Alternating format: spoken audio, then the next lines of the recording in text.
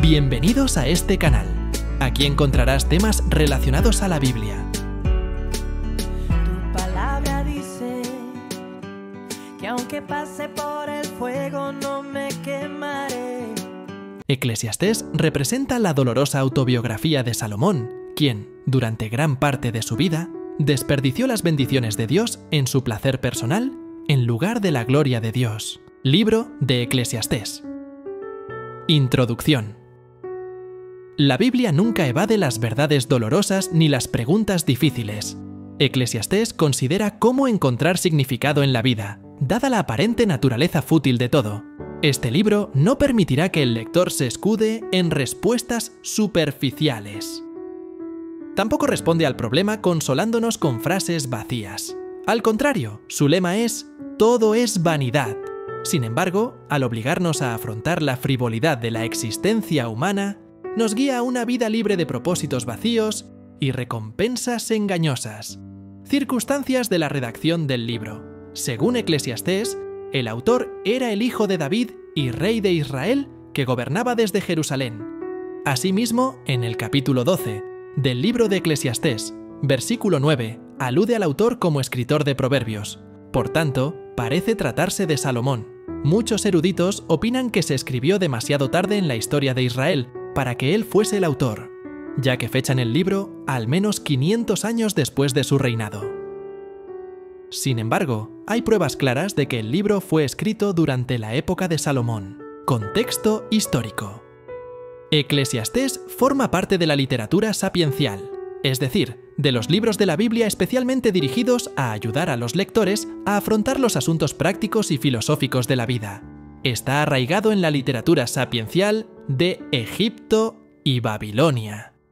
Proverbios y Eclesiastés son la respuesta bíblica a la búsqueda de la verdad.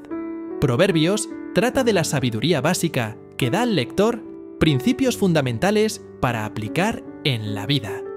En cambio, Eclesiastés está destinado a un lector más maduro. Mensaje y propósito. El libro nos muestra que aunque nosotros y nuestras obras seamos pasajeros, es decir, perecederos, debemos aprovechar la vida sin tratar de justificar nuestra existencia con búsquedas que finalmente no tienen sentido. En resumen, Eclesiastés examina los principales emprendimientos de la vida a la luz de la realidad de la muerte y nos advierte sobre la búsqueda de varios propósitos diferentes. Autor del libro. El autor del Eclesiastés se llama a sí mismo el predicador. Algunos intérpretes han llegado a la conclusión de que se trata de Salomón, mientras que otros piensan que fue un escritor posterior a Salomón. Sea como fuere, el libro afirma que su sabiduría procede del único pastor, el Señor mismo.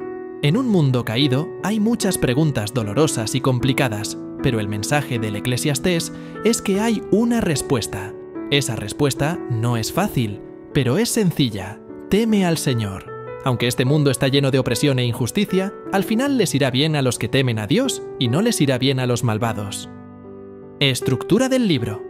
El Eclesiastés es un viaje. Comienza con un prólogo que presenta al maestro, o predicador, y su tema. La vida es misteriosa, y parece no tener sentido. A continuación, el maestro describe su búsqueda de la sabiduría y el sentido de la vida.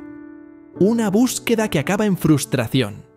La segunda mitad del libro se centra en la sabiduría, cuando el maestro empieza a pasar de confiar principalmente en la razón a confiar en la persona y los caminos de Dios. Como todas las cosas de la vida, la sabiduría procede en última instancia del Creador.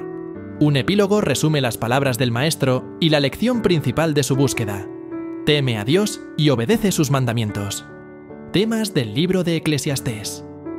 El tema del Eclesiastés es la necesidad de temer a Dios en este mundo caído y confuso. Cada ser humano quiere comprender todas las formas en que Dios actúa en el mundo, pero no puede, porque no es Dios. Y sin embargo, los fieles no desesperan, sino que se aferran a Dios, incluso cuando no pueden ver lo que Dios está haciendo. El Señor merece la confianza de su pueblo. Pueden dejarlo todo en sus manos mientras tratan de comprender lo que significa temer a Dios y guardar sus mandamientos. Esta es la verdadera sabiduría. Temas clave. 1. La trágica realidad de la caída. El predicador es dolorosamente consciente de que la creación ha sido dañada por el pecado. Habla como alguien que espera ansiosamente la era de la resurrección.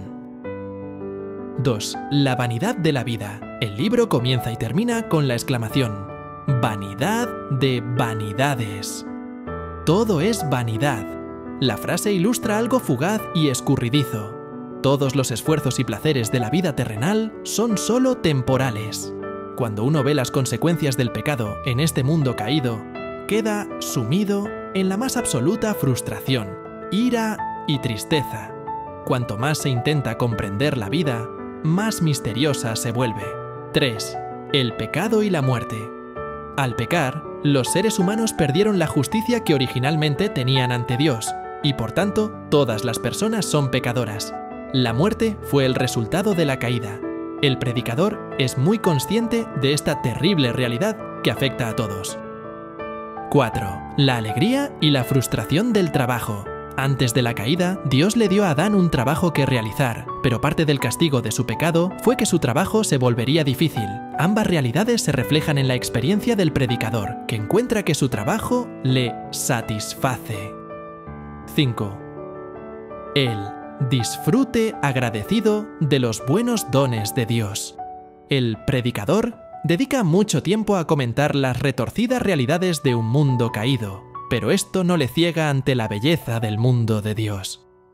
Tampoco le hace despreciar los buenos dones de Dios. Las relaciones humanas, la comida, la bebida y el trabajo satisfactorio. Hay que recibirlos con humildad y disfrutarlos plenamente como bendiciones de Dios. 6. El temor de Dios. El hecho de que todo es vanidad debe llevar a las personas a refugiarse en Dios, temerle y adorarle.